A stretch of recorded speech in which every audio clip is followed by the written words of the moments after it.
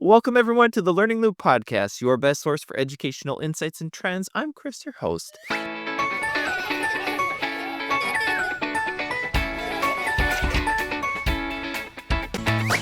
Today's special guest is Erica. She's an instructional technology teacher serving K through 5th grade students in Illinois and has over 400,000 student contributions on her shared content inside Seesaw. During today's interview, we will discuss how Erica balances technology in her classrooms and coaches classrooms toward best practices. Erica, welcome to the show. Thank you so much for having me. Super excited to have you here. If you didn't know, Erica was one of our most recent participants in our showdown, which is an amazing head-to-head competition where we build activities live inside of Seesaw based on audience suggestions and stuff. So we're very, very welcome to hear more about why you build, what you build, and kind of your backbone around your best practices as well. I want to kick off with kind of a baseline question here. Can you tell us about a recent classroom technology success that made you excited about the possibilities inside of Seesaw?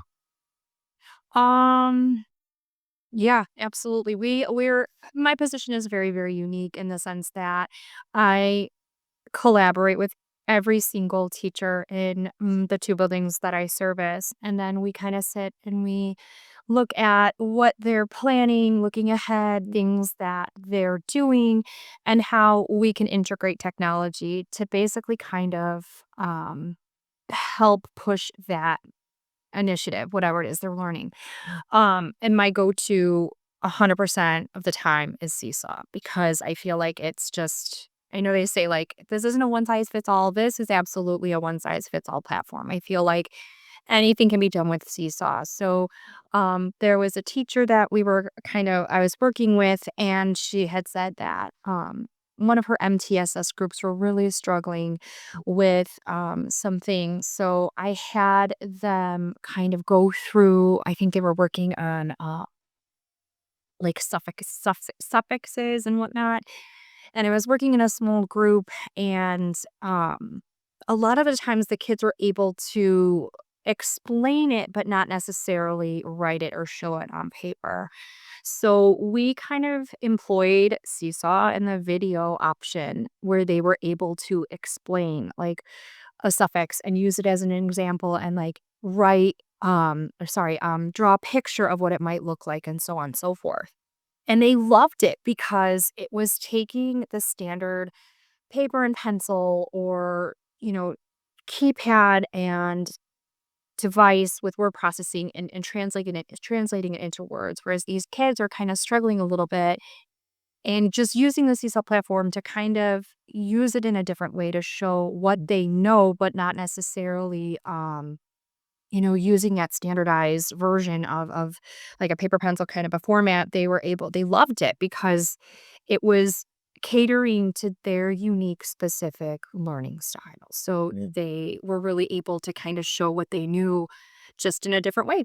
Absolutely. I love it. I love too how you talked about how, Seesaw always provides those answers. I found that too as a technology coach is that you could always go and grab a handful of different tools and things, but we know at the back end of that, the students have to then be familiar with the tool and the classroom has to be familiar and you have to acclimate that as well. And so you're then eating into instructional minutes, whereas if you can find a tool that's out there, if you can find something that is kind of your Swiss Army knife, Yeah. you're then streamlining that classroom and allowing that teacher to have the best of both worlds. They don't lose instructional teaching time while having a technology tool that can be their learning companion as well. So I love to hear that you found that success as well.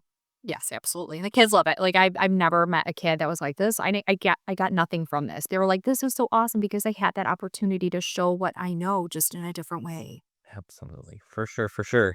I wanna lean into this one more time here, and because you talked a little bit about when you worked with this teacher and had that specific need, how do you help teachers to identify needs on their end? Maybe it's a technique you use or just kind of a set of questions that they have. How do you help teachers to say, "I could use technology help in this, and it would help my classroom do that?" Yeah, absolutely. I think it's just that is our goal is to kind of see like how technology can really not necessarily um take away from the whole instructional lesson that's going on. It's meant to enhance it.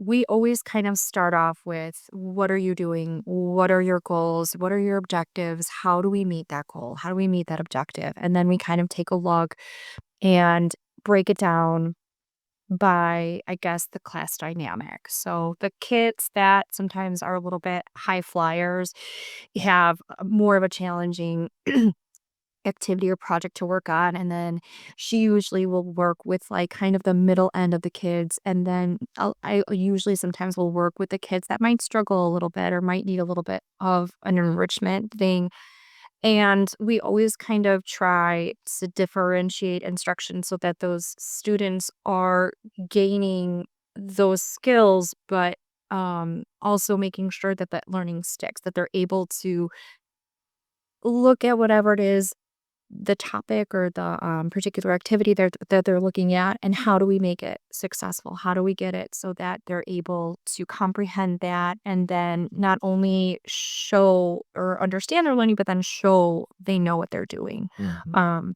so it could be a myriad of different things, but it just kind of goes down to the basics of what that particular teacher might need. Now, I see kids, obviously K through 5, every single week, and their learning changes definitely change. Like some kids may not get fractions, or some kids may struggle with, science. That's just kind of the beauty of it, as we kind of sit down and weed out like how we can go about making sure that this is something that we can enhance, not necessarily kind of distract with. So that's usually how we do it.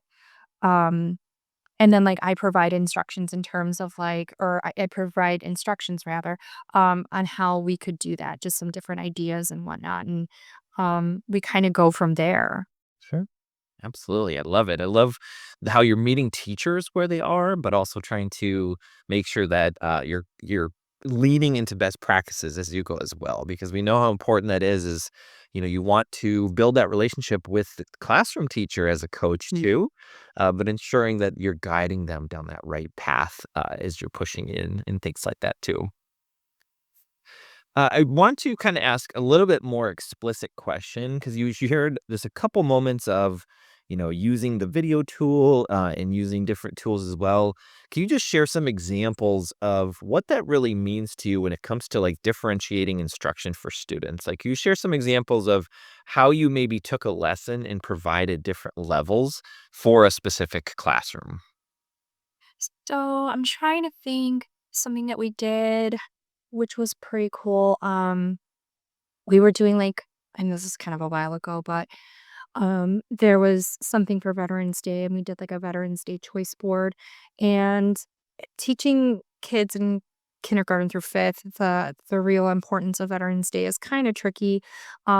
They just know, like, it's patriotic in nature, but, like, kind of getting down to the real, significance of the holiday is a little bit trickier. So we did a story choice board where the students were permitted to pick a story, and they had, I think, maybe 8 or 10 different stories that they could listen to, but Mm. at the end of the lesson, they were supposed to go ahead and kind of pick whatever tool they wanted to really show that what they learned. So a lot of kids, like we suggested, like if you had to do almost kind of like an interview, or you had to do like a newscast of that. A lot of kids were super pumped about that because they were supposed to show what they learned about this story and what the significance is and what the whole meaning behind it was. So Mm. a lot of kids got into it. But then you had the other kind of like wallflower kids that were absolutely opposed to it, and they couldn't even imagine like filming themselves. So some kids decided to draw a picture and label it, or I know in 5th grade, we kind of did it. We turned it into a research project where we took like the Time magazine cover, and the students were had to research a specific veteran, and then they learned how to import their picture, and then they, I think, labeled it with different things, like different adjectives that were relevant to their specific veteran. And I loved it because, again, it was giving the kids choice. They had that ability to take what they gained from this story and then put it into a specific format that was meaningful to them and that they were able to explain. If they wanted to teach somebody about, a specific veteran, they could say, hey, look at my project. Like, this is what. And the whole thing was like, if you were asked a question by another student, would you be able to answer it? So, um, they really enjoyed that one. We had a lot of fun with that one. Parents were super like thrilled with it because we have a lot of veterans in our district, whether they're grandparents or parents. They really thought that that was very poignant in that they took it and made it their own, and they were able to realize the importance and significance of that holiday. So that's the one that comes to mind was just they loved it so much because it was like, "Hey, we're gonna take something that's super hard to teach, like the really important relevance behind this, and we're going to make it unique so that you do get it." So yeah, that one just comes to mind. Yeah, yeah, and you did this all within Seesaw, right? Yeah, yeah. Which is Uh, great. That's I assumed you did, and I think that's really awesome that, you found that flexibility within that tool to deliver something that, like you were saying, can be hard to understand, but also still have the balance for students that they can share what they want in a way that meets their needs. They can have the differentiation along that and share something that is fitting where they are and their comfortability as well. Yeah, and if I can just kinda, like, bounce off that, we used to use, Flipgrid, and then they retired it in September of 2024, so I had this lesson all planned, and we went to go to it, and they're like, "We're sorry, Flipgrid has since retired." I'm like, "Okay, we're going to Seesaw." Does it have all the bells and whistles that, Flipgrid had? No, but it still got the point across, so we were able to just kind of, rely on that app to essentially deliver the same methodology that we would have done with, our Flipgrid, but, couldn't because they retired it. So it was great to kind of, use that as like a go-to. Like we were kind of in a bind and, Seesaw records, let's do it. So yeah. Love it. I love that you were able to find a quick answer for that. Well, a simple switch out. Mhm. I want to lean into kind of the back end of technology integration. I know you talked about how you work with all teachers. I want to just hear a little bit from you. Like, what does success look like in your role? And what kind of things do you kind of look at to measure that success? I think it's not just so much the students, which obviously we are a student centered district and we want to make sure, of course, that our students are succeeding. But I think the way my role has evolved and changed, and now that I'm kind of servicing not only both the students, but also the staff members, I think it's to really see them take what I've taught them, all of these different skills and all of these different ins and outs of Seesaw and actually apply them independently, I think is just a huge reward to see that, to see them actually taking what I've taught them and implementing it independently within their classroom, even when I'm not there. And just hearing their feedback of saying like, "Oh my gosh, I had no idea we could do this. Like, I had no idea Seesaw was capable of uploading it and then printing out, and I could modify it. Like, I could take an existing activity and that someone created, I can copy it, I can edit it, I can remove pages, or I can, edit things that are a little bit more centered to what my child or students capabilities are right now. I think that is so rewarding in the position that I'm in because again, like my job is twofold. It's not only there for the students, but it's also there to kind of coach and support the staff to make them confident in leading these different activities with the different technology apps that we use. And they're becoming more familiar with that. I think they're leaning on it a little bit more. And they're able to just kind of even use it even when I'm not there. So I kind of feel like that's just, yeah, pretty amazing when you see that they're starting to kind of catch on. It was a little bit, something where they were like, oh, I can't use it. I'm not trained or I don't have the proficiency. And it's just it's wonderful. They can do it, and when they do it and they're talking about it, it's a very rewarding kind of a thing that you know that, yeah, this is pretty amazing. Absolutely, for sure. It was I remember when I transitioned into a coach too, is you sometimes miss having your own students. You miss seeing those light bulb moments. You almost have to just reframe the light bulb moments, right? You see them within a classroom, you see them within a teacher even. And those are the moments that, still fill your teacher heart. It's just a different way of filling it as you go through it too. Exactly, exactly right. Mhm. Awesome. I want to ask one more question before we ask our closing question here. I know you talk a little bit about, the students and impacting them as you're going through it. Can you just share a little bit about what, the student voice and choice comes and how those come together with your technology integration approach? Do you ensure that, all of your students are kind of their voice is honored as you're starting to mold and sculpt your approach into how you're embedding technology into classrooms? So, I think what you're asking is kind of like, how do s can you repeat that? I'm so sorry. I'm sorry. It was just a really long question. That's okay. I That's okay. apologize. So, no, you're good. So, thinking about the role of student voice and choice, what role does that play when it comes to your approach towards technology integration? Gotcha. Okay. I think I am extremely sensitive to the fact that, just drawing upon my own past experiences as a student, I like to think that I was a pretty smart kid, but I also feel like I was one of those kids that would absolutely buckle under pressure.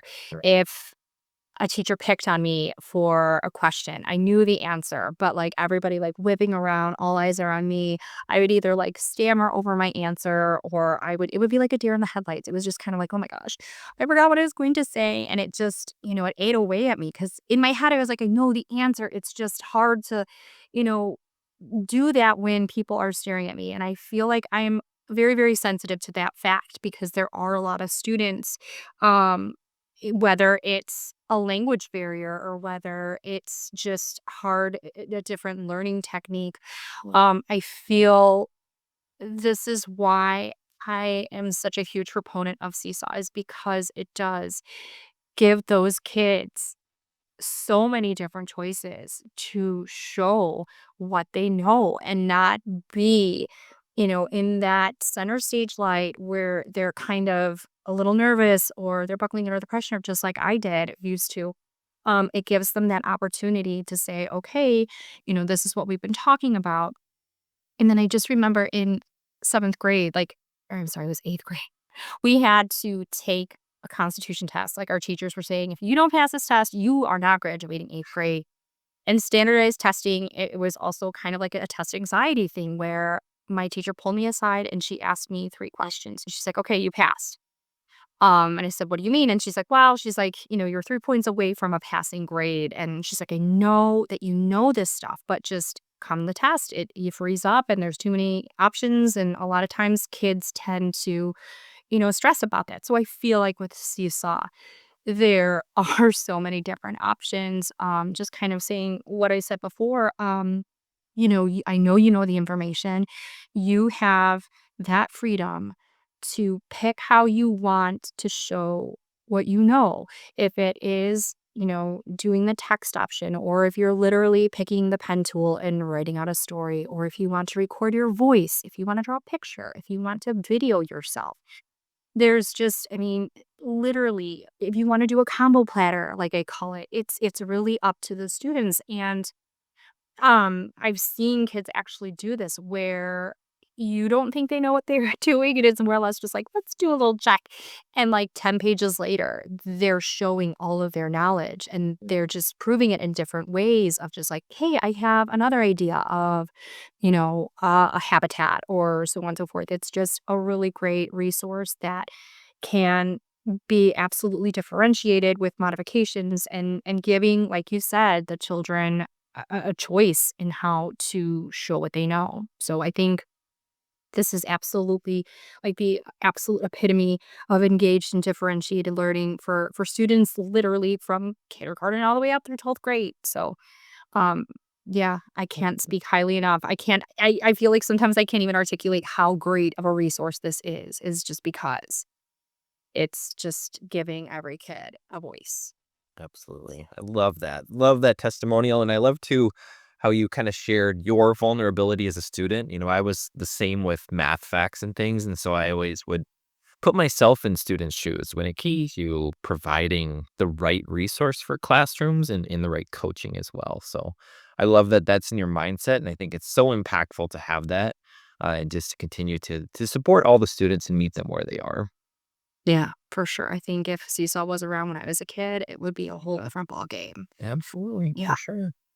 It's a good thing we can provide it to students today, which is great. Yeah. Final question here, and this is just kind of a quick one. As you forecast into the rest of maybe this year, which there's not too much time left, but looking into the rest of this year or even next year, what is one goal that you kind of want to have when it comes to Seesaw adoption and technology integration together? What's one goal you kind of have for your classrooms going into the next year or two? Well, that's a very interesting question because, again, like they're going to essentially retool and evolve my position again for next year.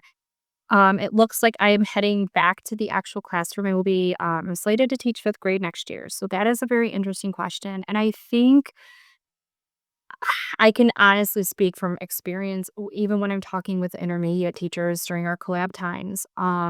Like I'll throw out Seesaw, and a lot of teachers are very, I think, a little apprehensive in using Seesaw. I think Mhm. they're kind of thinking, "Gee, Suite and Google, we gotta get these kids prepared." And I agree to a certain extent is absolutely yes, but I also kind of feel like I don't think you really realize, like, how big of a community, how many activities Seesaw has, and we're not just leaning on it like, "Oh, I have to teach this, let me just, fire away on Seesaw and see what comes up."